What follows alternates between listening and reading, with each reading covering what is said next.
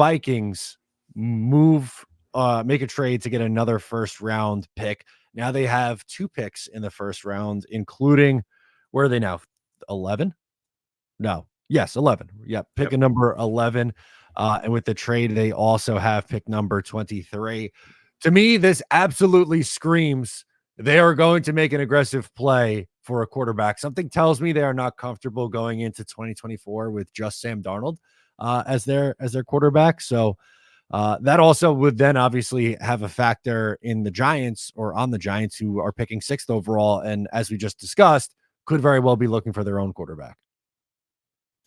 Yeah, the fear for Giants fans is, or at least Giants fans who do want to draft a quarterback. There are still fans who don't want to draft a quarterback, who don't see the value and think that Daniel Jones can bounce back in year 6. We'll see about that. But for the Giants fans who do want to draft a quarterback, there is a fear that now the Minnesota Vikings are positioning themselves to move in front of the Giants and prevent that from happening. And I think that it's a reasonable fear because when you're looking at it, those picks 4 and 5 right in front of the Giants, the Arizona Cardinals, and the Los Angeles Chargers, no matter how you look at it, I think that they can get a tremendous amount of value from trading down. There are so many benefits. Both of those teams have so many holes on their roster.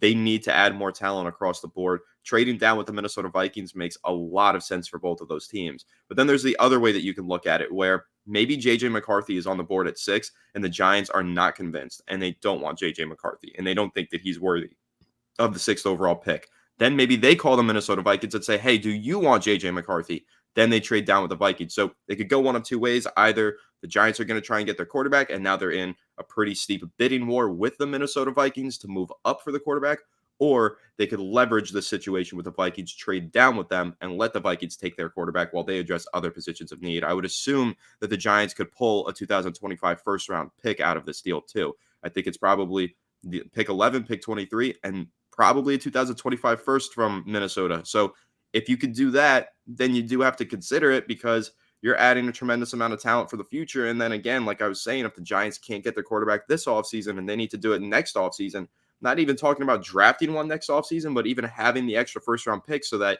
if someone becomes available on the trade market, similar to when Matt Stafford became available a couple of years ago, the Giants do need to consider all of their options this offseason and next offseason to find a franchise quarterback. And stockpiling extra first round picks, it's one way to do it. It could be a helpful way to do it. So it's something that they should definitely consider if the Vikings want to get into the 6th pick. But I think more realistically, the Vikings are going to try and get into the top 4, and that's going to thwart the Giants from probably getting their quarterback.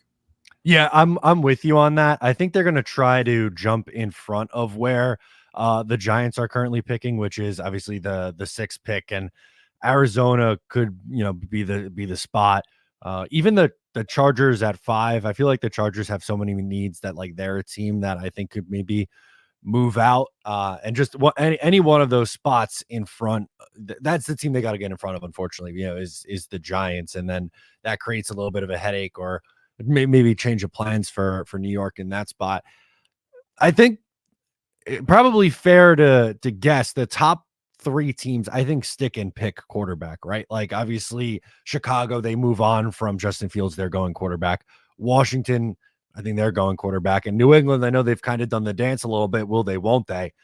But I feel like they're going to stick and go quarterback too. What's your take on those top 3? I think Washington, no matter what, they're taking a quarterback. That's for sure. Chicago, no matter what, they're taking a quarterback. It's number 3 is where the draft starts. What happens with the New England Patriots? Do they trade down or don't they? And I think that there is a world that exists where maybe they try to trade down, but I don't think they're going to want to trade down with Minnesota. Going from 3 to 11 is a pretty steep drop off. But with the Giants at 6, if they want to trade down, moving down 3 spots, still landing an elite receiver, maybe adding a future 2nd round pick, that makes more sense to me for the New England Patriots, just because that fall off from 3 to 11 is pretty steep. But then again, maybe going to 11 from there and getting a future first round pick could be enticing for the Patriots.